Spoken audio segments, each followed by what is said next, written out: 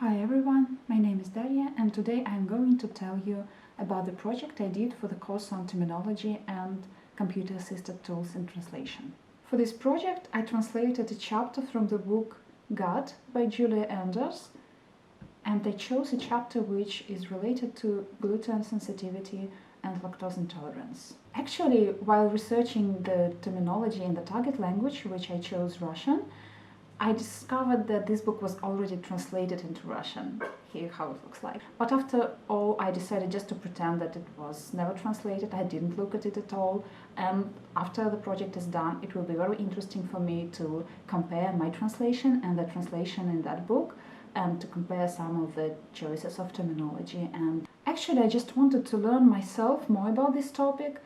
And this was the reason why I chose this piece to translate, so that I can research more while I'm looking for terminology. As a result, I can say that using term web for connecting all the concepts in this chart was very useful for this project, and I think it can be a very useful tool in order to just make sense of any subject field. And in this short video, I want to share with you just one interesting finding about terminology in this field of knowledge. So, I want to talk about the terms which describe the concept of inability to digest lactose. In English, to describe this concept, you can use either the term lactose intolerance or lactase deficiency. They both refer to the same, but they kind of look at this phenomenon from the point of view of cause or effect. Lactase deficiency means that there are not enough enzymes which help us to digest lactose in our gut, and as a result we are intolerant or unable to digest lactose. Russian also has terms which reflect both of these views on the phenomenon. One can say непереносимость лактозы or лактозная непереносимость, and on the other hand one can say недостаточность лактазы, лактазная недостаточность. Each of these two pairs are just grammatical variants. This is not that important. What is much more interesting, though, that although both languages use each of the terms when they want to talk about cause or effect specifically, they differ in what they use in a neutral case. When they want to refer to this phenomenon in the general sense, English would say lactose intolerance, and Russian would say недостаточность лактазы, the direct equivalent for lactase deficiency.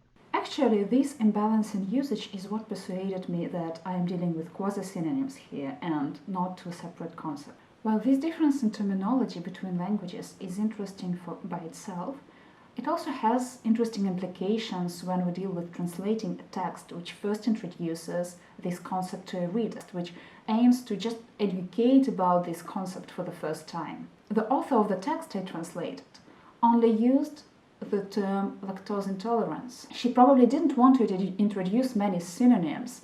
Well, it was after all just a chapter in a longer book which deals with many other topics. So she didn't even mention the word lactase even a single time. She only explained that lactose intolerance is not a real allergy or intolerance, but actually deficiency. But I can totally imagine that if this text would be written in Russian in the original, the author, aiming at a similar general public, would have introduced the concept the other way around.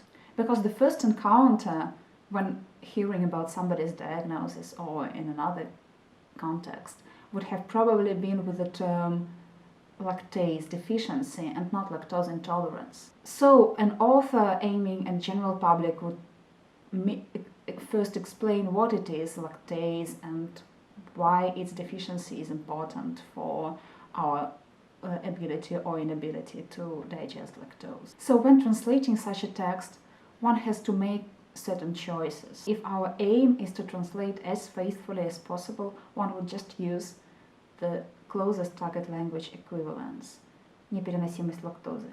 But other choices can be also justified depending on how we imagine our reader. And I can totally see a translator adding footnotes explaining how both of these terms exist, or even changing the original text a little bit. Thanks for watching, bye!